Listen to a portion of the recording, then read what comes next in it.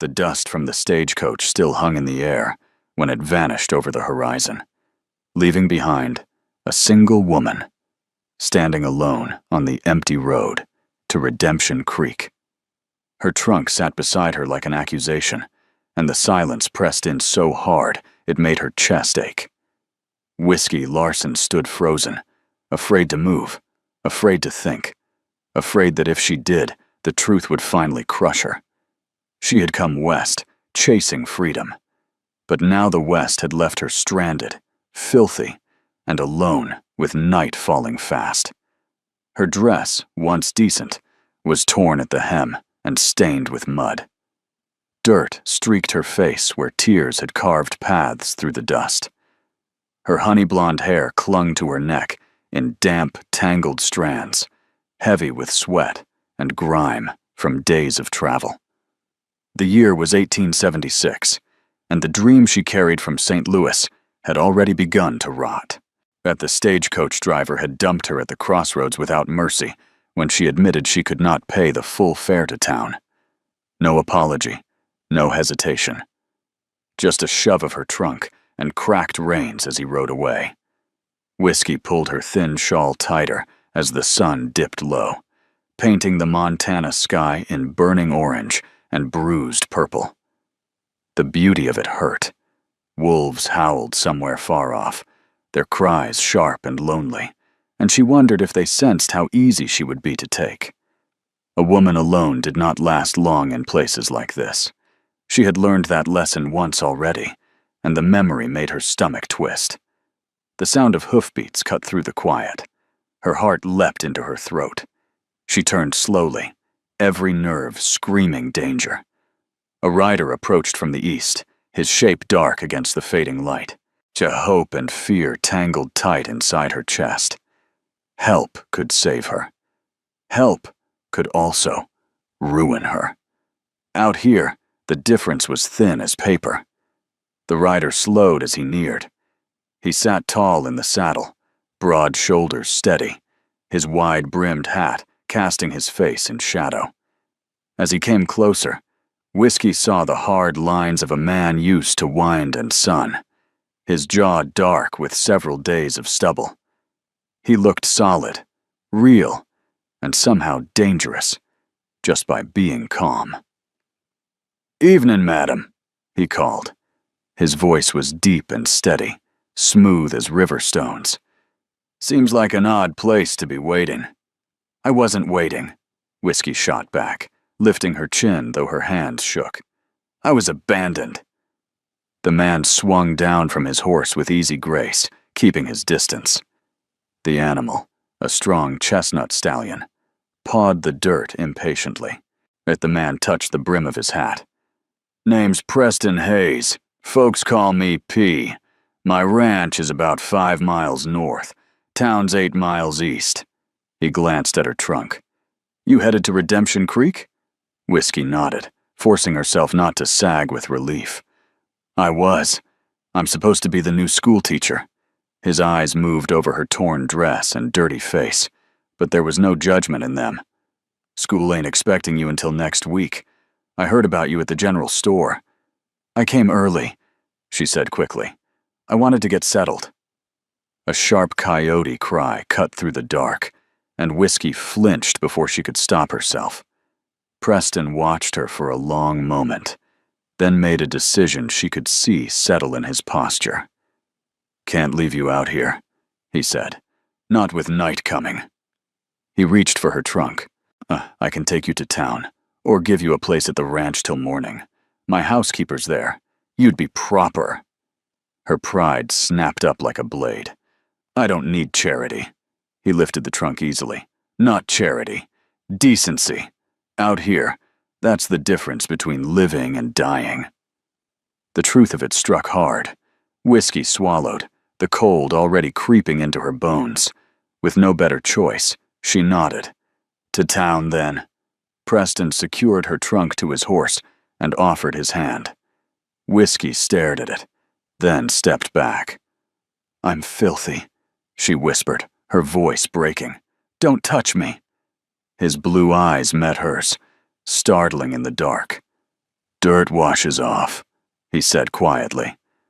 Pride's harder to get back once it's gone. Then, gentle as if she might shatter, he took her arm and helped her onto the horse. He mounted behind her, at keeping space where he could, though his arms reached around to guide the reins. Whiskey sat stiff as a fence post, painfully aware of his warmth, the steady rise and fall of his breath. Lights appeared ahead, small and scattered. Redemption Creek. Wooden buildings huddled together like they were afraid of the dark. A saloon, a general store, a modest hotel. Civilization. Thin but real. Preston guided the horse to a 2-story building with a faded sign reading Creek Hotel and Boarding House. He dismounted first, then helped her down when she hesitated again. There's a bathhouse in town, he said softly. I'll make sure you don't have to be seen like this if you don't want to. The kindness undid her. Tears burned her eyes as she nodded. Her legs trembled when her boots hit the ground, and she nearly fell. But Preston's hand closed firm and steady on her elbow, keeping her upright. He returned moments later with a gray-haired woman. This is Mrs. Wilson. She runs the boarding house. Mrs. Wilson smiled warmly. Come along, dear. Back entrance. I've got a room and hot water. I don't have much money, Whiskey whispered. The school board covers your first week, Mrs. Wilson said firmly. Now let's get you warm. Preston set her trunk inside. I'll come by tomorrow and show you the schoolhouse if you like. Whiskey found her voice at last. Thank you. A small smile softened his face. Welcome to Redemption Creek, Miss Larson. Whiskey, she corrected. His brows lifted, but he didn't comment.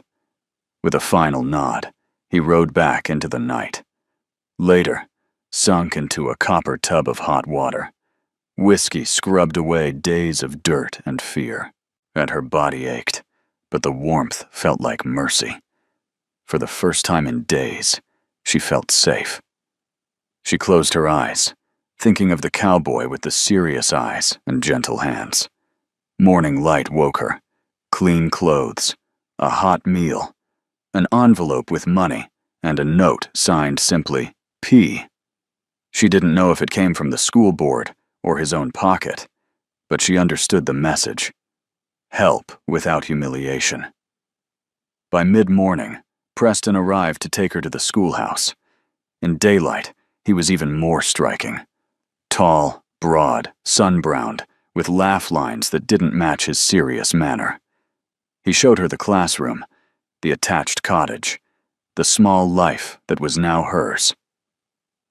It's mine, Whiskey breathed, wonder filling her chest.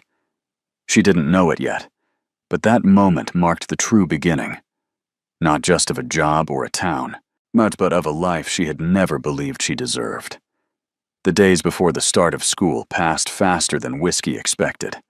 She filled them with cleaning, planning lessons, and arranging the small cottage behind the schoolhouse until it felt less like borrowed space and more like her own. Each morning she woke with a knot of fear in her chest, and each night she fell asleep exhausted enough to forget it for a few hours. Redemption Creek was quiet, but quiet did not mean safe. She had learned that long ago. Violet Morgan visited often, bringing news of the children and stories about the town. She spoke easily, laughing as she warned Whiskey about troublemakers and shy students.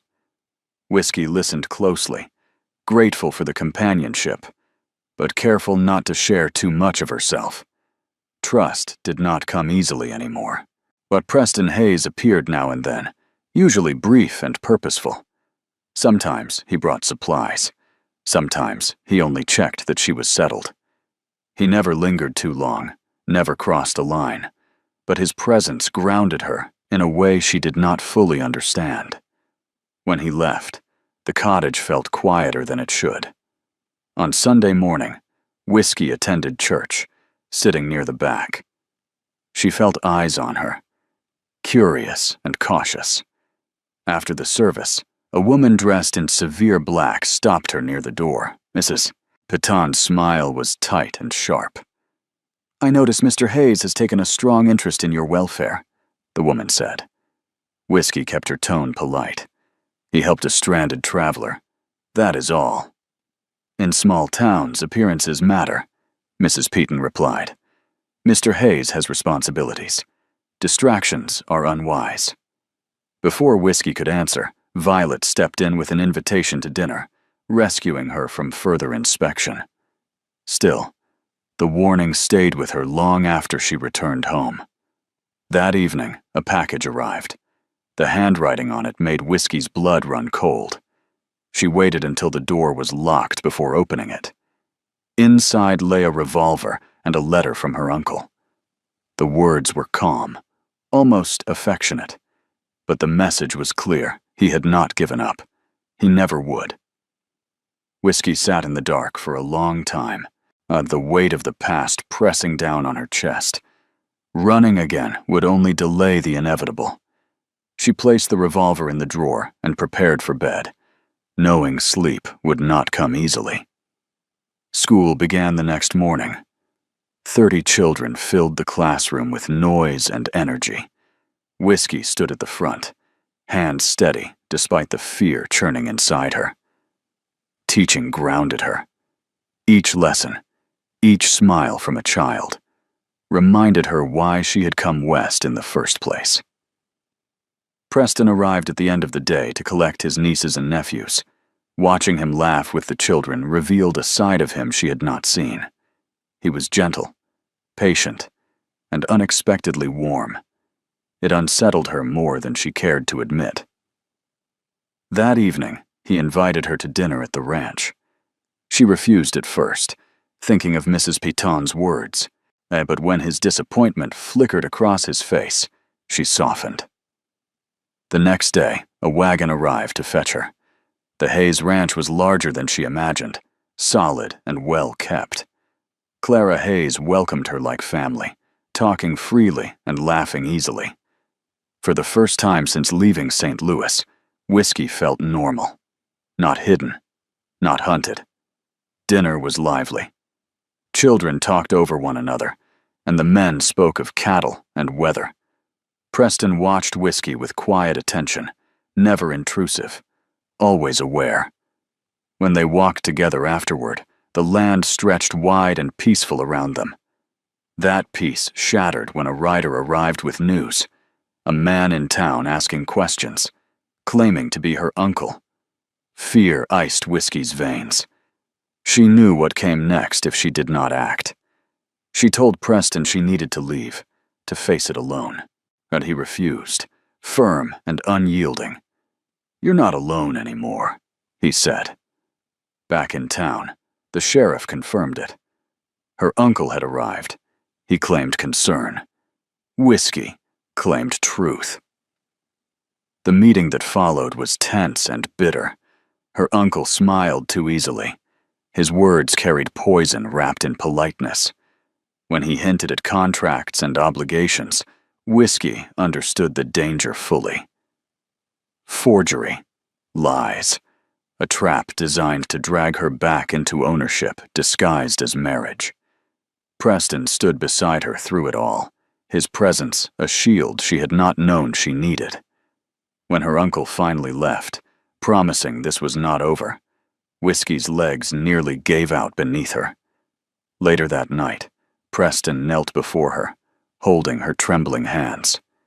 He told her she was safe, that he would stand with her, that he saw her, not as a burden or a problem, but as a woman worth fighting for. For the first time in years, Whiskey allowed herself to believe it might be true. The morning after her uncle left Redemption Creek, the town looked the same. But Whiskey felt different inside. The sky was wide and blue, the air crisp with early autumn, yet her chest stayed tight, as if danger still hovered just out of sight. She taught her classes with care, smiling for the children, keeping her voice steady. But every sound outside the schoolhouse made her heart jump. Preston came for her at the end of the day, as promised. He did not ask questions she was not ready to answer. He simply drove the wagon, solid and silent, like a wall between her and the world. At the ranch, Clara welcomed Whiskey with open arms and no questions at all.